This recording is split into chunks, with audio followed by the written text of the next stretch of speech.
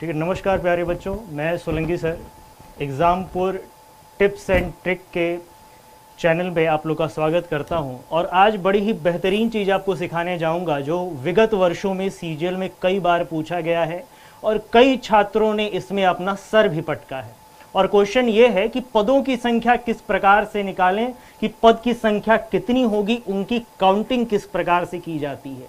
अगर आप सीजीएल 2018 में बैठे होंगे, अगर आप विगत वर्ष के किसी भी सीजीएल के पेपर में बैठे होंगे, 2 से 3 प्रश्न श्योर आते हैं। सीजीएल, सीएचएसएल या एमटीएस, किसी भी अगर बेहतरीन परीक्षा में अगर आप बैठे हैं तो वहां पे इससे प्रश्न जरूर पूछे जाते हैं। जैसे कि मैं एक प्रश्न आपके सामने रखता हूं, अगर मैं आपसे पूछूं कि मेरे प्यारे छात्रों आप मुझको ये बताइए कि 2 अंकों की वह कुल कितनी ऐसी संख्याएं होंगी जो आपका 3 से पूर्णतः विभाजित होगा। ठीक है, तो अगर हम नियम की बात करें तो नियम हमारा यह कहता है कि सर 2 अंकों की सबसे छोटी संख्या होती है वो होता है हमारा 10। ठीक है, क्वेश्चन आपका यह है कि 2 अंकों की वह कुल कितनी संख्या है जो 3 से पूर्णतः विभाजित हो। इसका कॉन्सेप्ट समझिएगा, फिर इसका प्रयोग मैं आपको बड़े बड़े क्वेश्चंस में दिखाऊंगा। क्लियर? तो 2 अंकों की सबसे छोटी संख्या है 10 और सबसे बड़ी संख्या कौन सी है? 99। बात समझ में आ रहा है कि नहीं? अगर मैं आपसे कहूं कि आप बताइए 10 से लेकर 99 तक कितनी ऐसी संख्या है जो 3 से विभाजित होगी, तो बेसिक नियम आपका क्या कहता है, खाटी नियम आपका क्या कहता है कि छात्रों आप इसको सबसे पहले समांतर श्रेणी बनाओ और समांतर श्रेणी बनाने के बाद आप उसमें पदों की संख्या निकालो। समांतर श्रेणी का फॉर्मूला आपको पता ही होगा कि tn बराबर a plus n minus 1d। ए बराबर होता है प्रथम संख्या, एन मतलब होता है पदों का संख्या और डी का मतलब होता है सर्वांतर। फिर ये सूत्र लगाएंगे और ये सूत्र लगाने के बाद तब जाके आपका एन का मान आएगा। क्लियर? मैं उसको भी एक बार बताता हूं। ठीक है, आपका जो बेसिक फॉर्मूला है जो आप लोग पढ़े होते हैं वो होता है एन बराबर अंतिम संख्या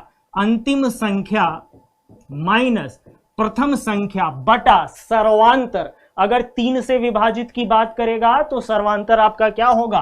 3 प्लस कितना? 1। ये हमारा फॉर्मूला होता है। ठीक है, अब दिक्कत ये होती है कि सर पहला संख्या पहले पकड़ेंगे, 10 के बाद पहला संख्या कौन है आपका जो कट रहा हो, तो हम कहेंगे कि सर इस कंडीशन में हमारा पहला संख्या आएगा 12।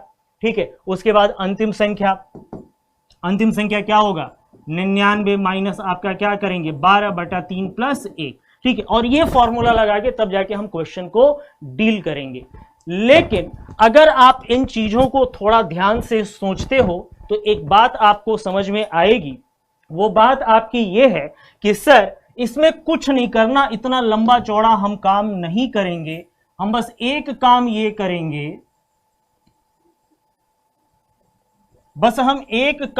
करेंगे, कि ये जो पहली संख्या है इसको हम 3 से भाग दे देते हैं।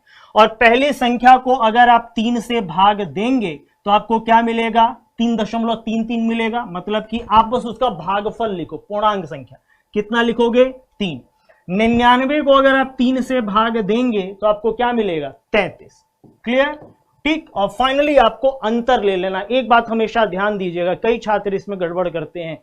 2 बातें होती हैं, एक होता है घटाना, एक होता है अंतर लेना। घटाने का मतलब यह हुआ कि वहां पे वैल्यू फिक्स कर दिया कि इसमें से इसको माइनस करना है, और अंतर का मतलब यह हुआ कि जो बड़ा है बड़े में से छोटे को घटाओ, तो अंतर कितना आ जाएगा? 30। हमारा आंसर कितना हुआ?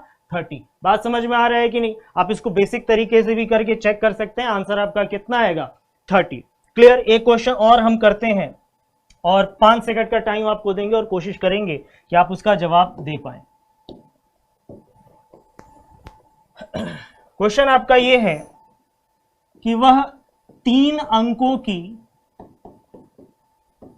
कुल कितनी संख्या होगी, 3 अंकों की कुल कितनी संख्या होगी जो 5 से विभाजित हो, जो 5 से विभाजित। अभी मैं आपको बताऊंगा सीजीएल में कैसे इसके क्वेश्चंस हैं। फटाफट करिए, 5 सेकंड बस समय है आपके पास।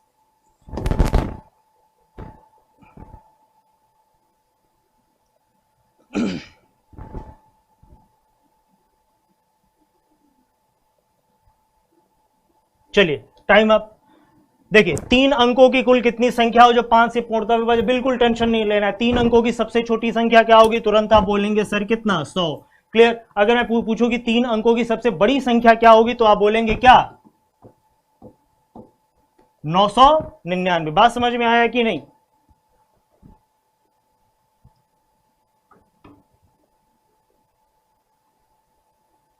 क्लियर। अच्छा, उसके बाद आपको क्या करना है, सिंपल, बस एक बात का ध्यान दीजिएगा, इसको 5 से विभाजित करिए। अगर इसको 5 से विभाजित करेंगे तो आपको कितना मिल जाएगा, 20। क्लियर। और इसको 999 को अगर आप 5 से विभाजित करेंगे तो आपको कितना मिल जाएगा, 199। 199 और इन दोनों का अंतर ले लेंगे, आपका आंसर कितना आएगा, 179। इन दोनों का अंतर ले लेंगे, आपका आंसर कितना आएगा, 179। तो कभी भी अगर इस प्रकार के क्वेश्चन आते हैं तो बेसिक से तो आप 2-3 बार ट्राई करिएगा ही, लेकिन अगर आप जब चौथी बार इस प्रश्न को हल करें तो इस विधि को आप अपनाइएगा, बड़े बड़े क्वेश्चन को 5 सेकंड के भीतर हल करेगा। जैसे सीजीएल में क्वेश्चन क्या पूछा था, सीजीएल में क्वेश्चन किस प्रकार से पूछा था कि, और ये क्वेश्चन आपके लिए होमवर्क है, कमेंट में आप मुझे बताइएगा कि कितना उत्तर आएगा। 1000 से लेके